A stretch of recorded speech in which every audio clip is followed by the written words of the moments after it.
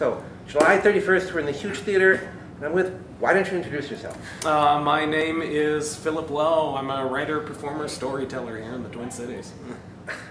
And how many shows are you in the Fringe this year? I am in 5 as of right now. And if I get a call in the next 48 hours asking me to do another one, it could be 6, but I'm not holding out much anticipation of that happening. So, in 2013, you might actually not get to see other plays, but you'll still have seen a lot of them because you'll have been in them. Oh, I'm still seeing other plays. I've worked out the schedule. Because I'm writing. I write for The Planet and MN Artists as well, so I have assigned shows. So I may just not sleep. That may be the thing. Yes, that's the thing that you have to miss. You don't sleep. Eating is sort of optional. No. And you're busy as part of the Fringe. Yeah. You're on the board. Yes.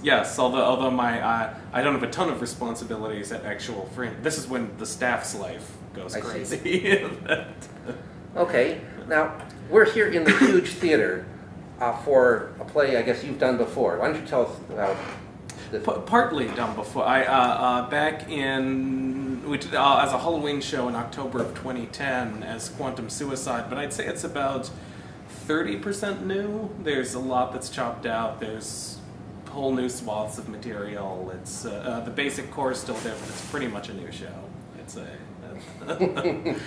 Well, that's befitting Quantum Suicide. You don't want to have the same reality. Exactly. Every time. But yeah, it's an anthology show. It's got stories and songs and poems and comedy, and but it's mostly around science fiction. It's about time, mortality, death, and the way through the lens of physics and biology and all that good stuff. So death and death loss. Yes. What does that mean?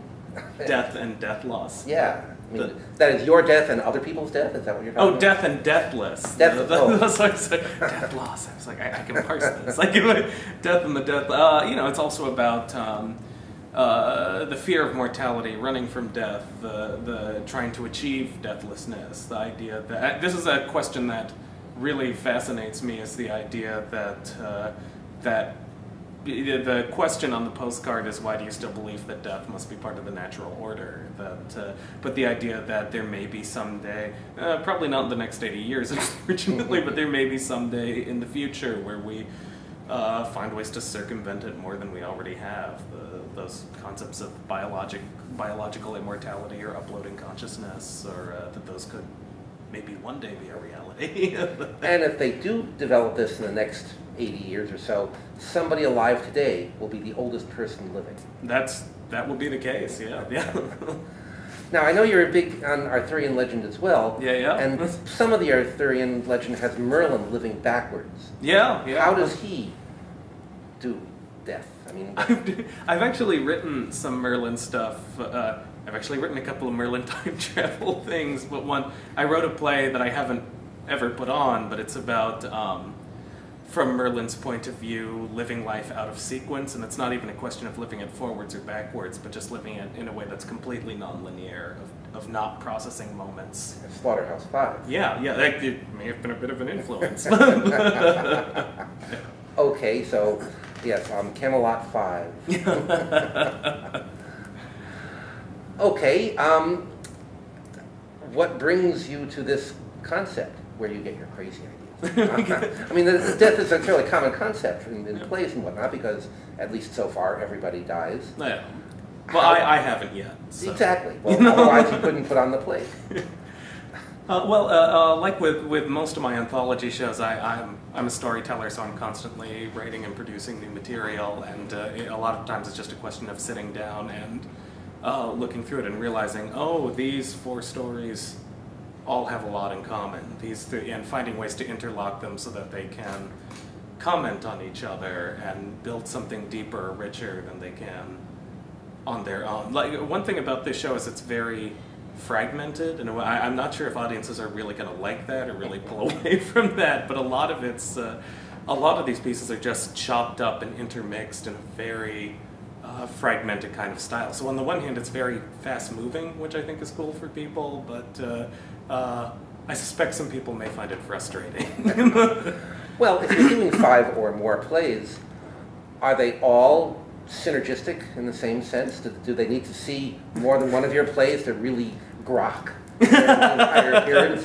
To grab my true inner being. Yeah. Well, they're all very different. I'm doing the Diamond Lens with hardcover, which is another sci-fi play. That's the only one that probably has strong overlap. But okay. Now you say you've done this before. How do you go about determining what works and what doesn't, what you're going to put in a new version? Oh, audiences let you know pretty quick when what you're doing works, and it was, again, our first time producing it. It was pretty clear that there were a couple pieces that were just not landing with the audience, and also the pacing of it. Like last time the show started out with a really dense, weird, cerebral stuff, and I think there was a lot of audience pullback. So now we're trying to start it with some more playful material, some to sort of guide them into the weirder stuff. You know, a lot of it's just finding different ways of pacing the show. And I just got back from the Kansas City Fringe a few days ago and have completely rewritten the show again based on those 5 performances. I see. How many fringes a year do you do on average? This year I'm just doing 2. Every couple of years I try to do a wider tour. I try to do 5 or 6 festivals. But last time I did that was 2011. I think next year I'm planning on doing a big tour again. And I realize you're a partisan, being on the board and everything. How does the Minnesota Fringe compare with other fringes? Minnesota Fringe is. I mean, it's also hard because Minnesota Fringe is good to me because I got home team advantage. You know, I've already got an audience base. I'm not. So yeah, it's great for me. I'd say. I mean, obviously it's huge, and that it's really efficiently run. I mean, everything starts on time and ends on time, and you know that's not the case with most fringes, I would say. Do you have different audience response aside from the fact that this is your home crowd and they're used to you?